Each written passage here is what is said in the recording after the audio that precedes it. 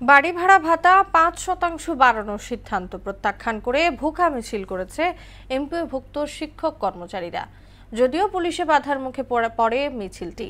এমপিওভুক্ত শিক্ষা জাতীয়করণ প্রত্যাশী জোট নেতা দেলোয়ার হোসেন আজিজি বলেন, চূড়ান্ত বিজয় না হওয়া পর্যন্ত আন্দোলন চলবে।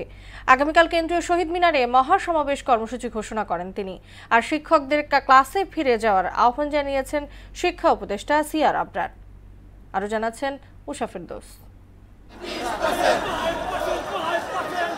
বাড়ি ভাড়া ভাতা ৫% বাড়ানোর সিদ্ধান্ত প্রত্যাখ্যান করে বুখা মিছিল করেছেন বেসরকারি এমপিওভুক্ত শিক্ষক কর্মচারীরা। রোববার বিকেলে কেন্দ্রীয় শহীদ মিনার থেকে খালি প্লেট নিয়ে শিক্ষা ভবন অভিমুখে যাত্রা করেন তারা। অংশ নেন কয়েক হাজার শিক্ষক।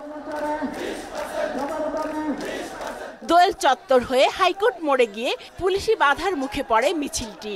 শিক্ষক কর্মচারীরা সেখানে ঘণ্টাখানেক অবস্থান করে আবার শহীদ মিনারে ফিরে যান। বুখা মিছিল পূর্ব সমাবেশে সরকারের ৫% বাড়ি ভাড়া ভাতা বাড়ানোর বিষয়টি প্রত্যাখ্যান করেন এমপিওভুক্ত শিক্ষা জাতীয়করণ প্রত্যাশী জোটের সদস্য সচিব দেলোয়ার হোসেন আজিজি। বলেন, চূড়ান্ত বিজয় না হওয়া পর্যন্ত আন্দোলন চলবে। এই দাবি ৬ লক্ষাধিক শিক্ষক পরিবারের দাবি না, এই দাবি বাংলাদেশের সকল মানুষের দাবি।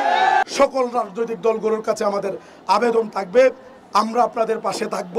আপনারা আমাদের এই দাবিটুকুর ব্যাপারে সর্বোচ্চ শক্তি প্রয়োগ করে আমাদের 20% বাড়ি ভাড়া সহ অন্যান্য দাবিগুলো পূরণের ব্যবস্থা করবেন। অষ্টম দিনের আন্দোলনেও স্লোগানে মুখর ছিল কেন্দ্রীয় শহীদ মিনার। 20% বাড়ি ভাড়া, 1500 টাকা মেডিকেল ভাতা এবং কর্মচারীদের 75% উচ্চ ভাতা, এই 3টি দাবি ছাড়া আমরা এই মাঠ কখনো ত্যাগ করব না। আমরা যে বাড়ি ভাড়াটা পাই 1000 টাকায়, 1000 টাকায় কি বাড়ি ভাড়া আছে? এখন 5% এটা বাড়ি ভাড়া, এটা কখনো কারোর জন্য কাম্য না। এটা গ্রাম অঞ্চলে একটা ছাগল রাখার জায়গা হবে না। 500 টাকা বাড়ি ভাড়া, এই জন্য আমরা এটা ঘৃণা ভরে প্রত্যাখ্যান করছি। এদিকে সচিবালয়ে সাংবাদিকের এক প্রশ্নের জবাবে শিক্ষা উপদেষ্টা চৌধুরী রফিকুল আবরার আন্দোলনরত শিক্ষকদের শ্রেণীকক্ষে ফিরে যাওয়ার আহ্বান জানান। আমাদের দিক থেকে আমরা চেষ্টা করেছি যথেষ্ট।